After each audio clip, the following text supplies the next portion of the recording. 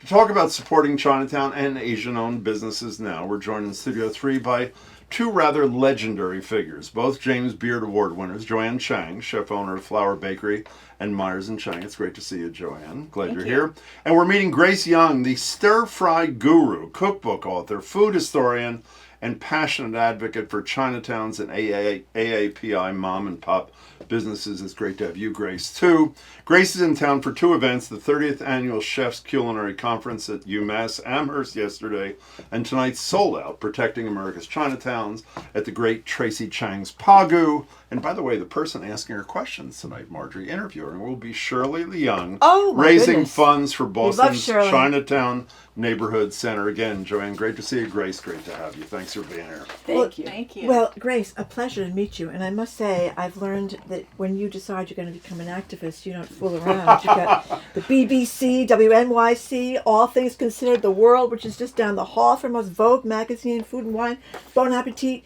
So tell us, Stir Fry Guru, how you move from James Beard, the cooking, to this activism. So I'm called the accidental voice of Chinatown, and at the start of 2020 I was going to start working on a new cookbook, but at the beginning of January 2020, because of Trump's rhetoric of calling coronavirus China virus Kung flu, Chinatowns all across the United States emptied out. And I live in New York City. I'm in Chinatown 2 or 3 times a week in Manhattan's Chinatown. And I just could not believe that the streets were empty. I'd look into restaurants empty. It was cold winter.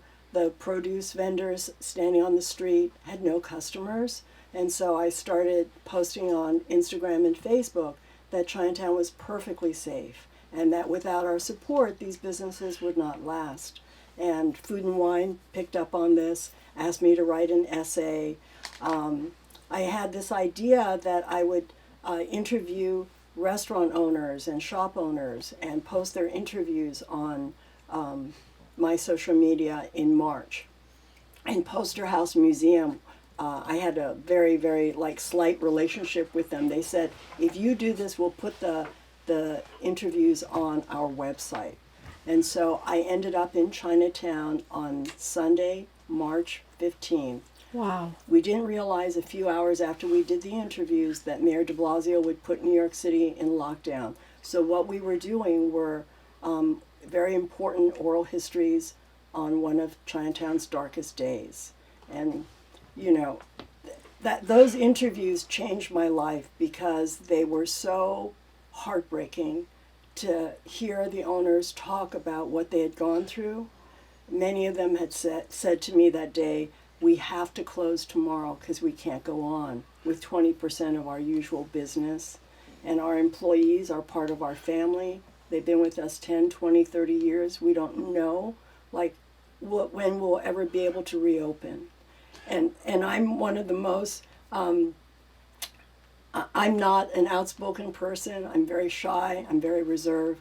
But I realize that someone had to tell their story. Shy and reserved? What are you talking about? I've been watching. By the way, when I was in law school, I practically kept Hopkey open, I want you to know. I was there once a week. You live on the border of Chinatown, you and Christopher Myers, your wonderful husband. Chinatown here experienced the exact same nightmare until people like Marty Walsh, the mayor, and Michelle Wu, then city councilor, stepped in. Exactly. And it's so interesting, Grace, to hear your perspective because I'm not nearly the activist you are, and just to observe it as somebody who lives literally 1 block from Chinatown and to see that the streets, Chinatown is a place that is always open. It's always teeming with people. On holidays, late at night, early morning, there's always so many people. And then exactly around March 15th, I think it just shut down. And now everybody shut down, but to see these shop owners not only have to deal with what we were all dealing with, which is we all had to shut down, but to deal with the racism and then people not coming back, that was heartbreaking. By the way, speaking of coming back, Grace, they're not all back. Despite the fact that the pandemic is theoretically over, my understanding is not back. We have a would-be president who is talking about Chinese immigrants forming secret Chinese armies, which is total fiction like everything else. So we're not where we need to be. No, I was just in Honolulu visiting their Chinatown, which is an amazing Chinatown. The shops close at 3 in the afternoon. Wow. Because Yeah. of lack of business. Crazy. Lack of business. Boston's Chinatown, quiet. San Francisco is my hometown. I'm told that in the afternoons it's quiet and there's not much business at night. Same thing with Oakland's Chinatown. And Boston, San Francisco, New York, Honolulu, those Chinatowns are adjacent to the financial districts.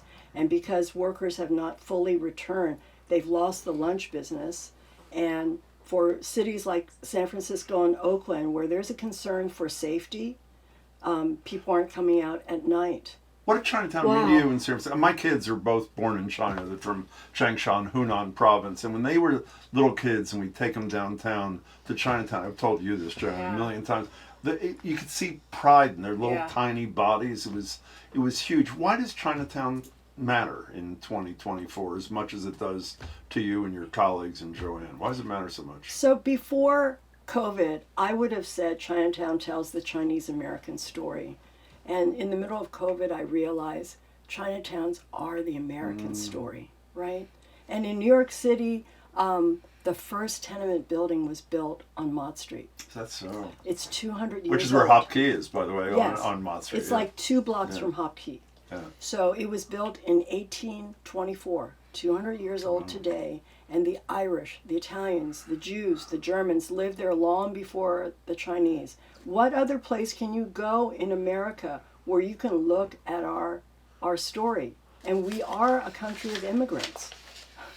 We're talking to Grace Young and Joanne Chang. What about Boston's Chinatown? And where does it fit? I used to work at the Herald, which is right near the Chinatown, Right, and, yep. and we used to go there for dim sum all the time. Yeah. At lunchtime, Chinatown is so different now. But tell us, how does Boston's Chinatown fit in the Chinatowns around the country? So Boston's Chinatown is relatively small. Yeah. And pre-pandemic, I would say it was filled with little grocery stores, a couple of bigger grocery stores, and tons, of course, of restaurants. Yes. Little restaurants, big restaurants, you know, the huge 2-floor dim sum type restaurants, and then like the little hole in the walls.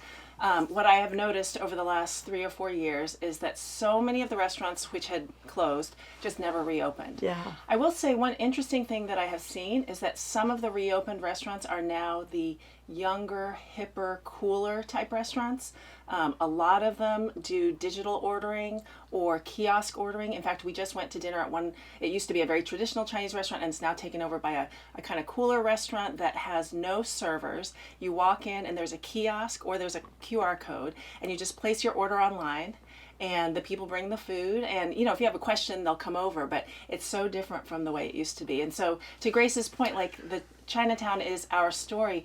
I mean, I guess you could say it's kind of reflecting the story of who we are today, just as a country with digital, you know, media and all of that stuff. But just the connection wasn't there. No Yeah. surprise. You know, I'm sorry, go and you Margery. read all the time about the struggle of people who are living in Chinatown, not making a lot of money, getting priced out of the neighborhood. It's so true, especially in Boston, Yes. where you know there's only so many square feet and housing and houses, and so many of the. I remember when we started Flower 20 some years ago, 1 or 2 people would live near Chinatown, and now so many of the staff are now like renting apartments, and they're apartments that have been refurbished and are probably $2,000. I don't know how much they are, but I know they are definitely taking the place of the older people who used to live there. You know, on that note, Grace, in a story in the Globe about this issue, a board member here, who's a wonderful soul, Paul Lee, is quoted, and he talks about the fact, you know, the issue, he doesn't say the first half of this, which is, it isn't just about patronizing the restaurants, is there's this huge gentrification going on. Obviously, housing is a huge problem here, as it is virtually everywhere. So what is the fix? It's a multifaceted kind of thing to preserve Chinatown, and it's not simply patronize the businesses, right? But it is patronizing the businesses. And what I'm observing right now, Chinatowns are all about mom and pop. Mm-hmm. It's a different percentage. As opposed to like P.F. Chang, for example. Exactly. Okay. Exactly. So San Francisco has 1,000 family-owned businesses. That's so? New York City, 94% of the businesses are mom and pop. Wow. And In Chinatown, we're talking in about. Chinatown. And America used to be all about mom and pop, but now, especially because of the pandemic, we are a scroll and click society. Or we shop at Whole Foods, Trader Joe's. We sometimes don't even deal with a clerk. We self-check out, right?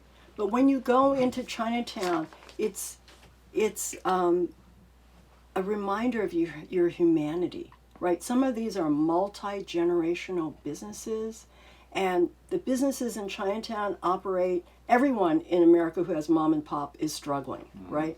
But Chinatown, the profit margins are razor thin. These guys work 7 days a week, 10, 12, 14 hours a day, and they're just barely squeaking by. And so I feel like it's our patriotic duty to go out there and support them. But it's not enough, is it? I mean, the point I was trying, I'm not at all minimizing how important that is, and it's obviously the easiest thing for us all to do, but there are a whole bunch of issues, including the ability to live a decent life kind of thing that needs to be addressed, right? Does it not? Yes, and we need legislation that supports mom and pop businesses, that gives them advantages, right? Right, Um, right. How did they do, for example, I mean, I read, I think in one of your things, that P.F. Chang got the 10 million max from the PP payment protection, whatever the hell it was called, Yes. during the pandemic. I'm assuming most mom and pop operations in Chinatown didn't have the wherewithal, the lawyering, the whatever, to get those grants. Yes, and that's one of the reasons that I was inspired to do the work that I was doing, because in 2020 there was a stat that CNN released that 59% of independently owned Chinese restaurants had ceased their credit card and debit card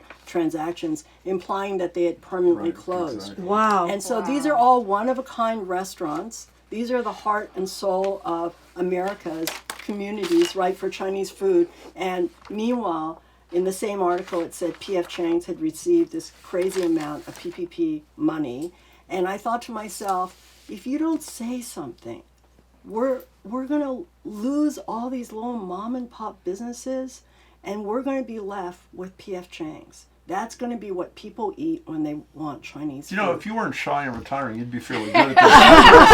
Saying it's but Chinatown, I mean, everybody knows Joanne Chang in Boston and beyond. Is Chinatown part of what made you and your business? Well, tell us how. So it's funny that we're talking about P.F. Chang's because part of the reason why Christopher and I opened Myers and Chang is that when we started dating, when he wanted Chinese food, he would go to P.F. Chang's. And I remember the first time he brought home P.F. Chang's for dinner.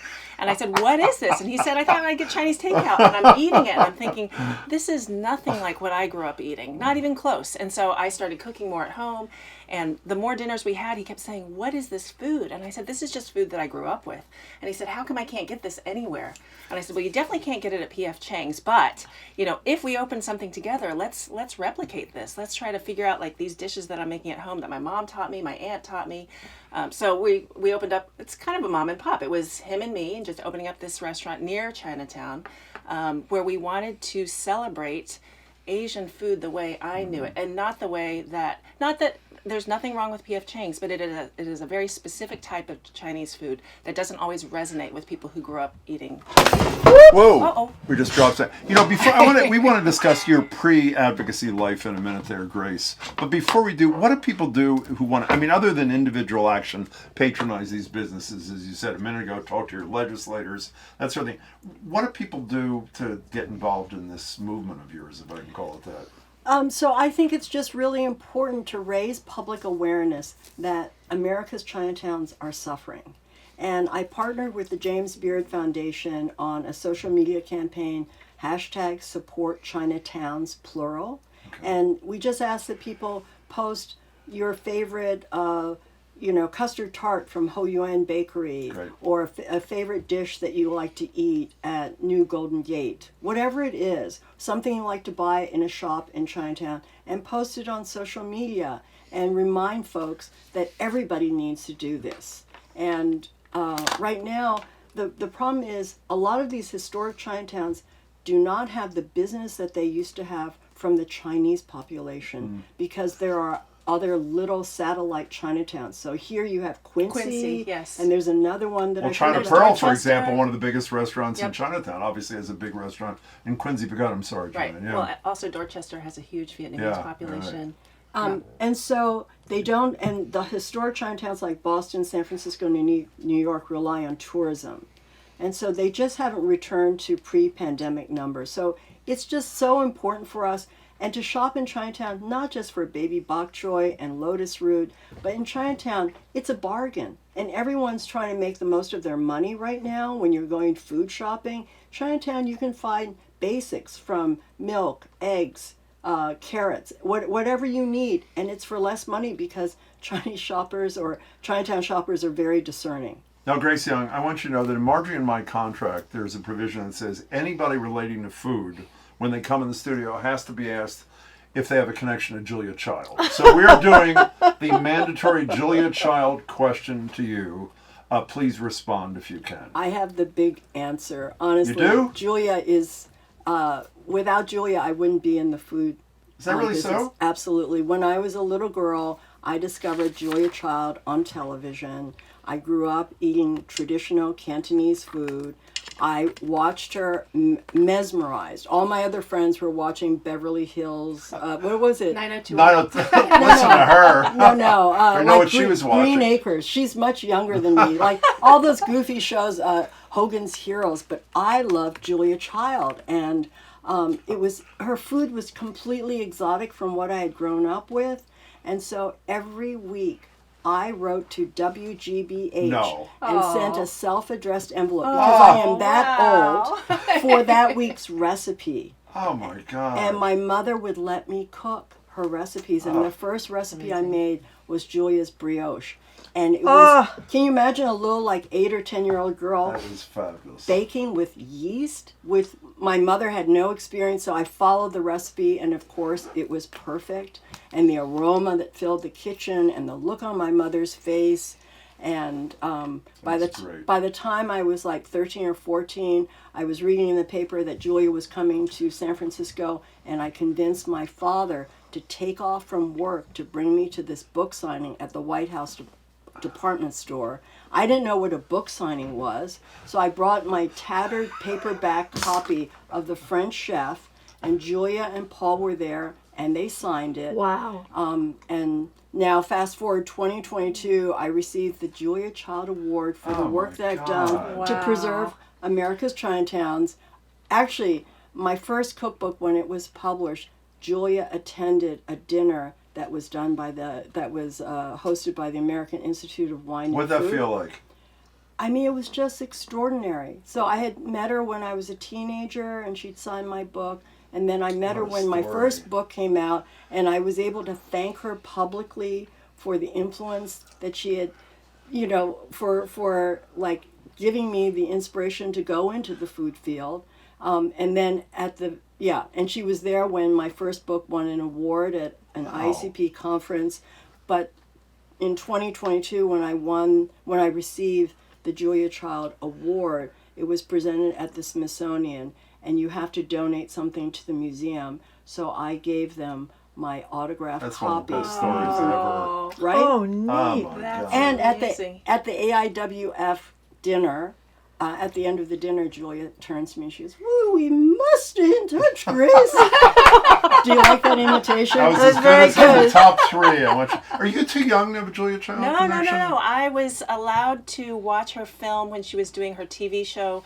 I had worked with the pastry chef Rick Katz, and he was helping support her in the kitchen. So I got to watch that. And then when I was opening Flour, her book, Baking with Julia, kept me going. There were times, planning Flour that I wanted to give up, and I would just open up that book and see these amazing pastries and think, I got to do this. So, one thing, Margery's too shy to ask you this question. I'm not about the stir fry. You want to ask about wok hay. Well, I am a lousy cook, and You're not a lousy I am cook. Pretty bad. You are a lousy cook. But Christopher Kimball, who does the Milk Street Kitchen, he gave me a wok. And I want to tell you, stir fry. It's changed my life. That it has changed my life. I can cook really good things in the wok, and everybody's so impressed. I mean, the vegetables, the chicken, the sauce on top, and it's like one pot, and you're done. God. So I Grace Young is looking at Margery like, what? Of the stir fry. What does this woman say? Well, I'm just a beginner, but for beginner cooks, you really get some confidence. So my other name is the Wok Therapist. The Wok Therapist, I love it. Yeah, if you go on YouTube, there's a video I did called The Wok Therapist, and it's this comedy about providing therapy for walk newbies. But you have discovered the secret of great cooking, which is That's right. a carbon steel wok. With one wok, you can do everything. How many walks do you have, Grace Young? I cannot disclose. I know. We saw you asked on CBS's something or other. Yeah. Is it really that bad, huh? Yeah, it's in my next lifetime, I'm going to collect chopsticks or chopstick Well, you know who rests. does, actually? You're talking to somebody who's never found without chopsticks. I have chopsticks in my backpack right now. She does all the I time. bring them out everywhere I go. When So- we're out to dinner, it doesn't matter how fancy the dinner is. I very quietly take out the chopsticks, and nobody notices. And then I'm so much more What comfortable. do you think? So, Joanne Chang, Margery doesn't like quizzes. Come on, I ask. Don't give me a quiz. No, I'm going to give Joanne Oh, a good. quiz, Okay. okay? I would ask you to identify the following person. If you Oh, if you no. consume the news, you'll know it. Okay. This person was at the state dinner for the leader of Kenya. Yes. And was almost arrested by the whoever guards the White House because when she was leaving the dinner with a fellow chef, she violated some White House security protections. Who would that be? Oh gosh, I did read about the dinner, but I didn't read about an arrest. Do you have any idea who that was who I'm talking about, Grace? No, I have no idea. Well, that would be you, Grace Young. So, can you please share with us your law-breaking behavior at the? What happened? Actually, I was not at the state dinner. Oh, you weren't at the dinner? No. Where but were you? I was invited to attend the welcoming ceremony on the South Lawn. Close enough. So Okay. that was pretty cool. And what crime did you almost commit? So as we were leaving, I was with Chef Kevin Tien from Washington, Mm-hmm. D.C., the chef of Moon Rabbit, and we said, oh, let's take a photo in front of the White House. And we handed our phone to a friend who's actually with the State Department, who I won't disclose her name, and she was just starting to take the picture as the guard right behind us said, no photos. And actually his hand points to the right, I saw the like the picture, exit. yeah. It's on Like, my get out of here. Yeah, it's on your my Instagram? It's on my you're Instagram page. kidding. It's a hilarious photo. But she clicked it just in time. And I guess as he was saying, no photos and you must exit, there's this hilarious look on my face, right? Because I know that we're caught in between this moment of just like, yeah, it was crazy. Well, we're really, the work you do is great, and we wish you great success, and it's great to meet you, and Joanne, it's always a thrill to have you here. Thanks Joanne, so much. Dan and Newton just texted to say Joanne was at Boston calling the greatest food I've Aw. ever eaten. Fried rice That's and awesome. pork belly. Yeah, we had fun. Yes, we made yes, all yeah. Myers and Chang specialties for Oh, Boston that's Calling. great. Yeah. Thank That's you great. so much. It's great both to of see for you both. coming in. Thank A you. pleasure to meet you, Grace. We've been speaking with the James Beard Award-winning Joanne Chang of Flower Bakery and also Myers and Chang, and the James Beard Award-winning food historian, Chinatown advocate, and author of The Stir Fry Guru, Grace Young.